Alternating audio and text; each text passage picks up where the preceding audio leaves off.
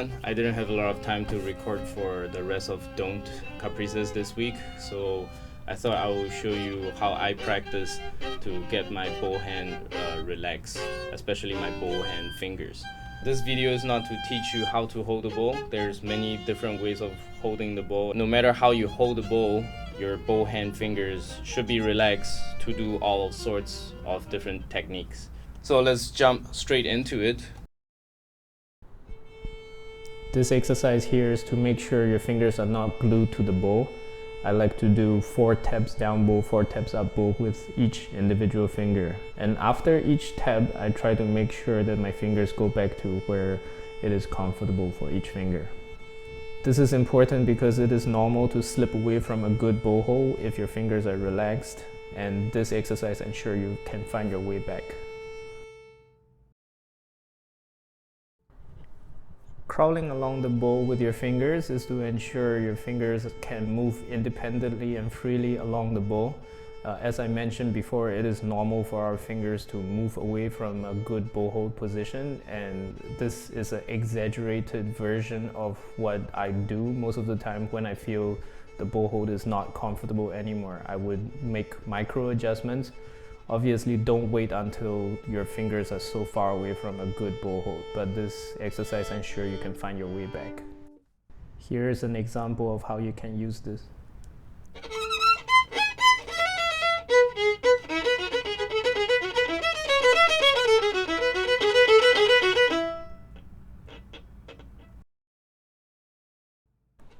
I struggled for a very long time playing with a relaxed shoulder. I didn't know I had so much tension in my shoulder until I'm in my mid-20s, and only after I started working on this, my sound started improving.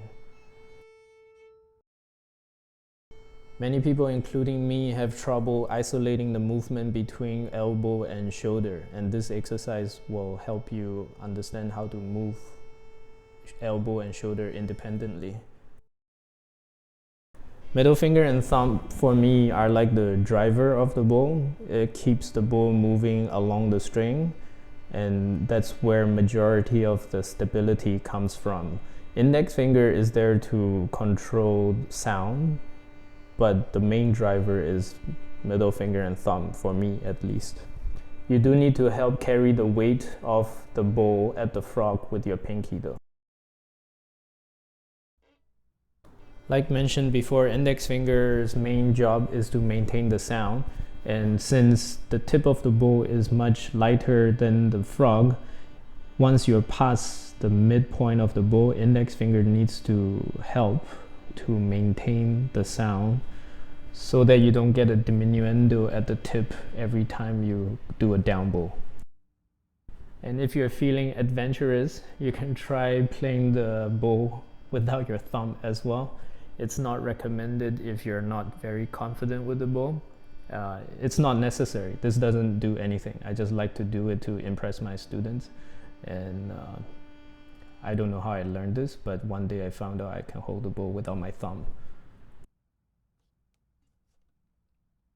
And these are very common exercises that violinists do without their violin. You can do this watching the TV or reading a book to train your fingers to be stronger and nimble.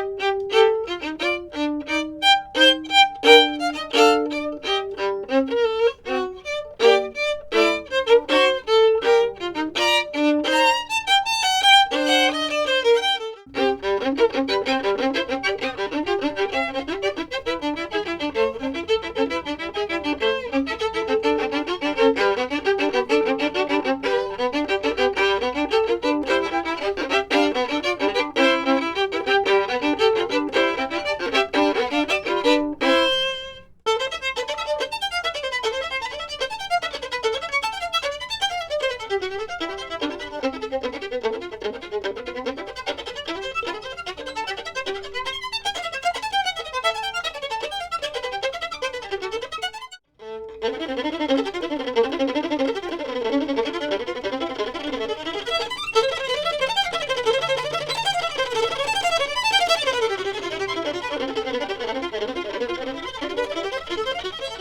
hope this video was helpful in helping you relaxing your bow hand fingers. Please like and subscribe if it helped. Have a good day. Bye.